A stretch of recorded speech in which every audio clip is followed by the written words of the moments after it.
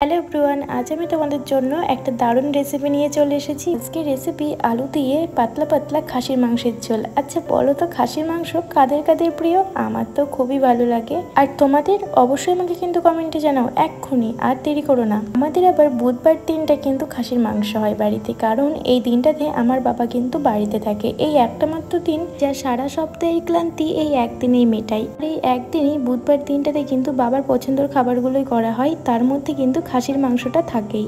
আর এই একটা দিন বাড়িতে বাবা বসে থাকে ঠিকই, কিন্তু হাত কিন্তু টুকটাক চলেই। বাড়িতে বসে থাকে তো কি হয়েছে, মার কিন্তু অনেক কাজ করে দেয়। ওই যেমন খাসির মাংস করতে গেলে পেঁয়াজ কেটে দেয়, রসুন ছাড়িয়ে দেয়, আলু ছাড়িয়ে দেয়, টুকটাক কিন্তু হেল্প করতেই থাকে। বাবারা না কোনো সময়ই বসে থাকে না সত্যি বলতে। আজকের বুধবারে আমি বাবাকে খাসির মাংস করে খাওয়াবো। জানি না কতটা ভালো হবে, কিন্তু আমার বাবার কাছে আমি যেমনই করি না কেন সেটাই ভালো লাগবে, সেটাই অমৃত।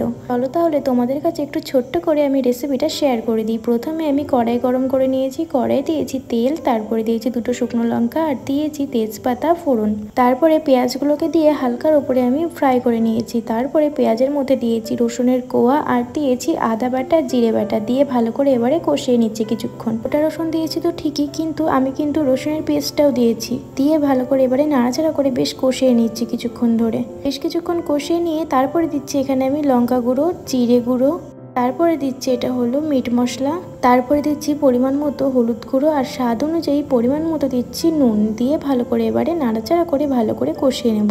হালকার উপরে আমি একটু জল দিয়ে নেব, নাহলে কিন্তু মশলাগুলো লেগে যাওয়ার সম্ভাবনা থাকবে। এবারে ভালো করে কষিয়ে নেব যতক্ষণ না তেল ছাড়ছে।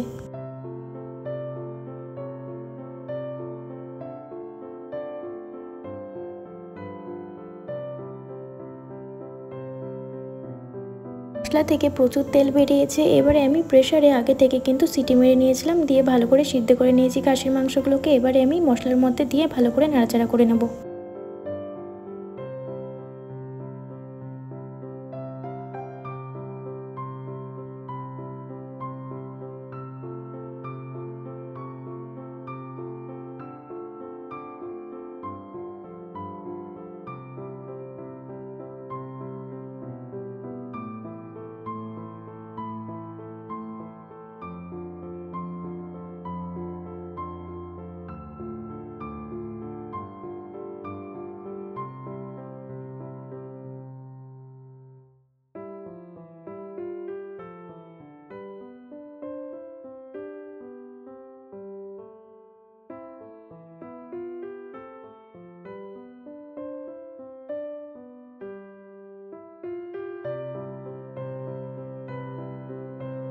বেশ ভালো করে নাড়াচাড়া করে নিয়েছি, কিন্তু আমি অনেকটা তেল বেরিয়েছে মাংস থেকে। এবারে দিচ্ছি আমি আগে থেকে ফ্রাই করে নেওয়া আলুগুলোকে, দিয়ে আবারও ভালো করে নাড়াচাড়া করে আমি আবারও কিছুক্ষণ কষিয়ে নেব।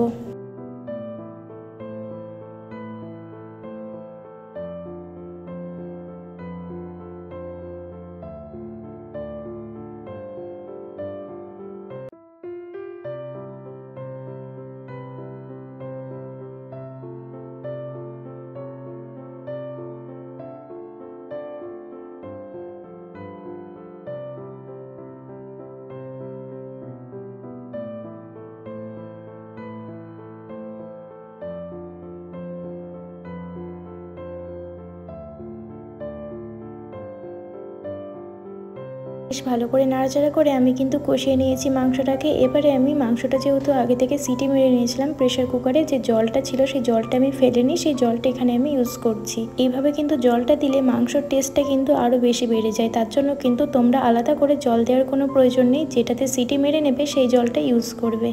আমি এখানে 4 থেকে 5 বাটি মতো জল দিয়েছি। একটু পাতলা পাতলা করবো তো তাই একটু জলটা বেশি দিয়েছি। তোমরা যদি মনে করো ঘন করবে তাহলে একটু জলের ভাগটা কম দিও।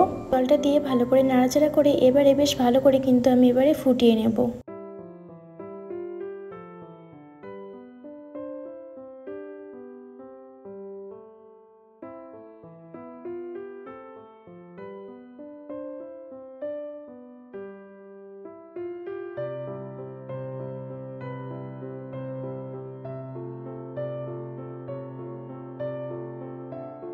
খাসির মাংসের পাতলা পাতলা ঝোল আলু দিয়ে আমার কিন্তু রেডি হয়ে গেছে। এবারে আমি গ্যাসটা একদমই লোতে দেবো আর আমি এবারে বাড়িতে বানানো হোমমেড ভাবে গরম মশলা দিলাম, দিয়ে ভালো করে নাড়াচাড়া করে নিচ্ছি। বেশ কিছুক্ষণ পর নাড়াচাড়া করে নেওয়ার পর আমি এর মধ্যে দিয়ে দেবো ধনেপাতা কুচি। খাসির মাংসের পিসগুলো দেখেছো কতটা সুন্দর লাগছে, দেখে কিন্তু লোভ লেগে যাচ্ছে তাই না?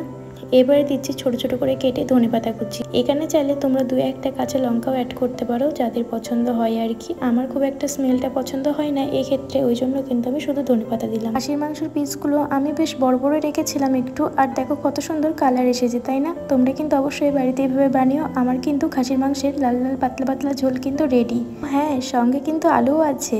বাঙালি তো, বাঙালির পাতে আলু থাকবে না এটা আবার হয় নাকি? আলু দিয়ে লাল লাল খাসির মাংসের পাতলা ঝোল খেতে কিন্তু দুর্দান্ত হয়েছিল। অবশ্যই তোমাদের কিন্তু একবার করে দেখতে হবে। যারা যারা মটন লাভার তারা কিন্তু অবশ্যই আমাকে কমেন্টে জানিও। আর আমার তো ভীষণই ভালো লাগে আর ভীষণই প্রিয়। আবারও আসবো নতুন একটা ভিডিও নিয়ে। আজকে এতটুকুই, টাটা।